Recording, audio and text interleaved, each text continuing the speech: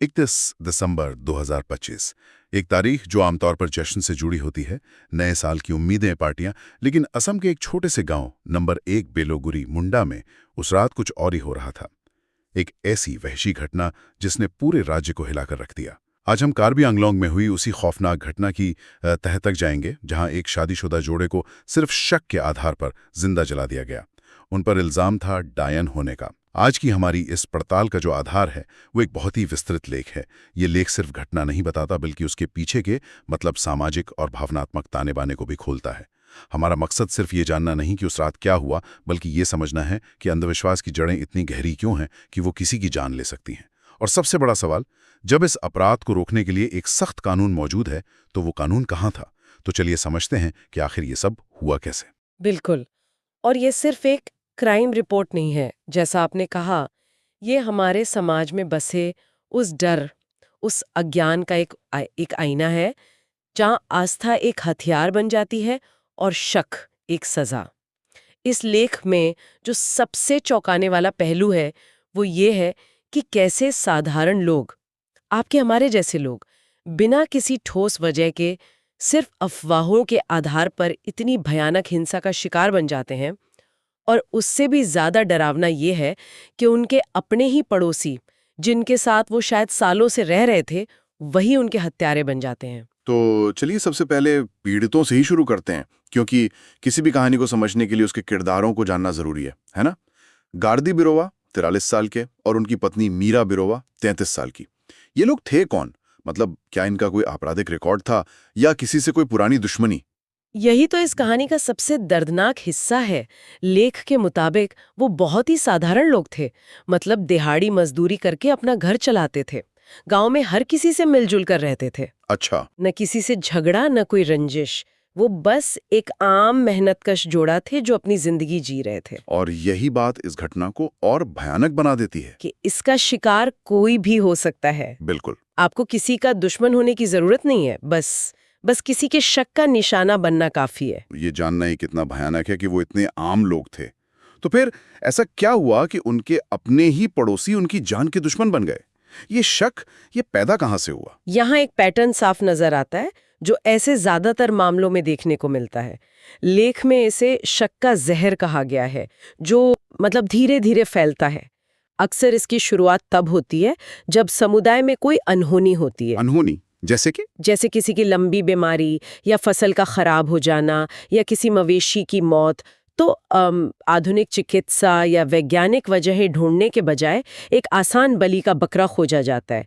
किसी एक व्यक्ति या परिवार पर दोष मढ़ दिया जाता है कि उनकी बुरी नज़र या जादू टोने की वजह से ये सब हो रहा। और गार्दी और मेरा के मामले में भी शायद कुछ ऐसा ही हुआ होगा। बिल्कुल, कोई एक अफवाह उड़ी होगी और फिर एक से दूसरे, दूसरे से तीसरे तक पहुंचते पहुंचते वो एक खतरनाक सच बन गई। तो अब उस रात की बात करते हैं जब ये शक एक सामूहिक पागलपन में बदल गया। लेख में जो ब्यौरा दिया गया है वो दिल दहला देने वाला है। ये कोई अचानक गुस्से में किया गया हमला नहीं लगता। बिल्कुल नहीं, ये पूरी तरह से सोची समझी क्रूरता थी। रिपोर्ट के मुताबिक मंगलवार की रात गांव वालों का एक हुजूम, कोई 40-50 लोग। 40-50 लोग? हाँ, 40-50 लोग उनके घर में घुस आए। सोचिए, एक घर जिसे सुरक्षा का सबसे बड़ा किला माना जाता है, वही उनकी कब्रगाह बन गया। उन पर पहले तेज धार वाले हथियारों से हमला किया गया, लेकिन भीड़ की नफरत वो यहीं शांत नहीं हुई। और इसके बाद जो हुआ वो शायद इंसानियत की सारी हदें पार कर गया। हमलावरों ने उनके घर में बाहर से आग लगा दी और उन्हें अंदर ही जलने के लिए छोड़ दिया। लेख में एक लाइन है जो भुलाए नहीं भूलती। आग ने सब कुछ निगल लिया और उनकी चीखें अनसुनी रह गईं।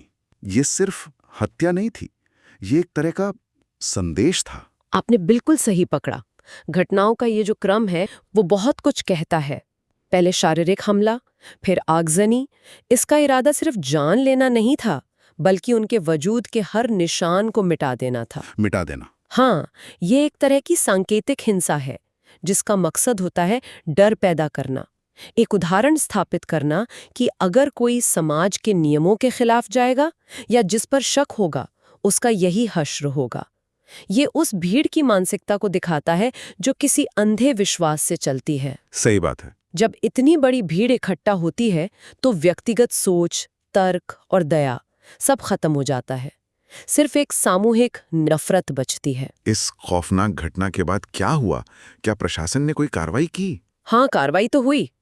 लेख बताता है कि पुलिस मौके पर पहुंची और जांच शुरू कर दी। अधिकारियों ने तेजी दिखाते हुए सभी आरोपी गांव वालों को गिरफ्तार कर लिया। सभी को? हाँ, सभी को।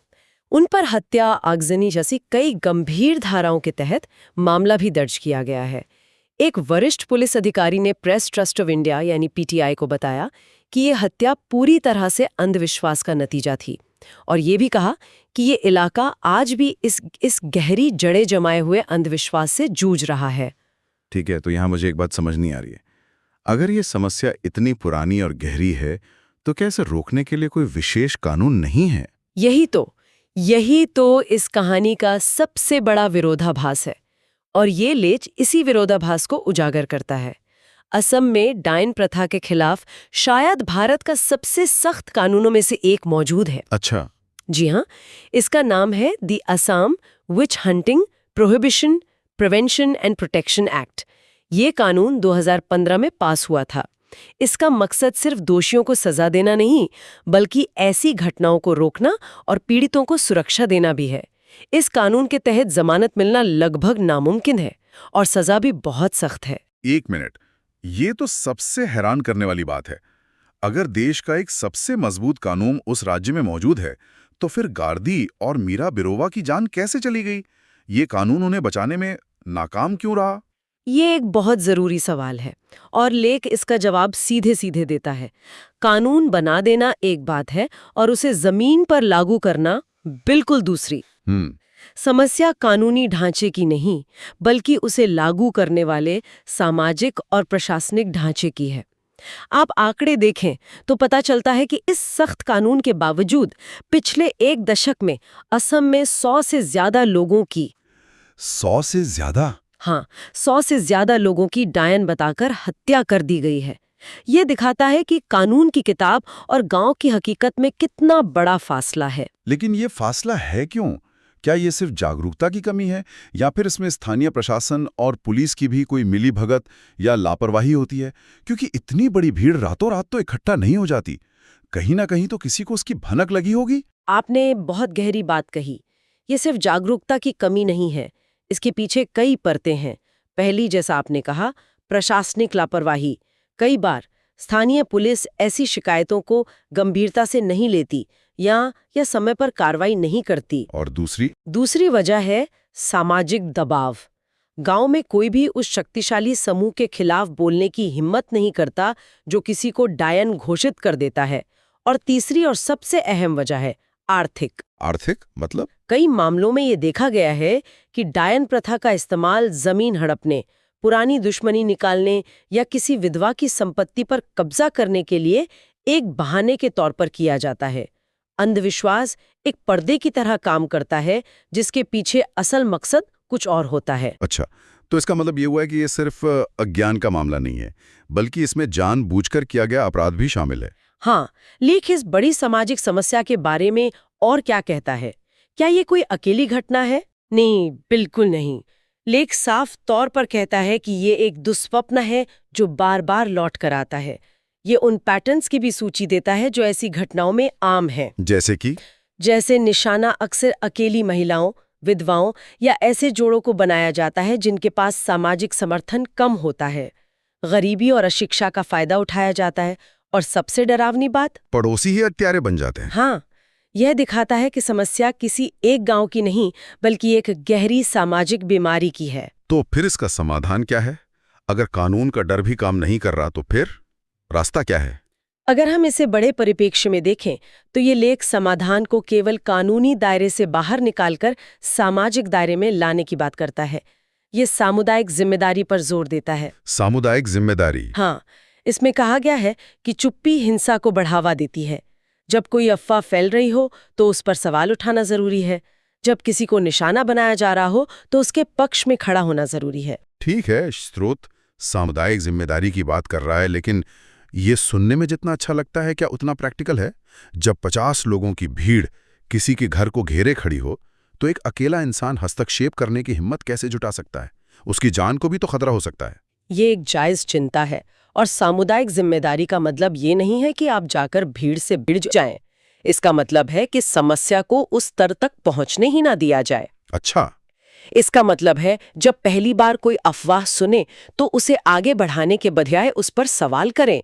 इसका मतलब है अगर आपको लगे कि किसी परिवार को निशाना बनाया जा रहा है तो चुपचाप पुलिस या किसी सामाजिक कार्यकर्ता को सूचित करें। और सबसे बढ़कर इसका मतलब है कि गांव के स्तर पर शिक्षा और स्वास्थ्य सेवाओं को इतना मजबूत किया जाए कि लोगों को बीमार पड़ने पर डॉक्टर की याद आए, किसी ओझा या डायन की नहीं।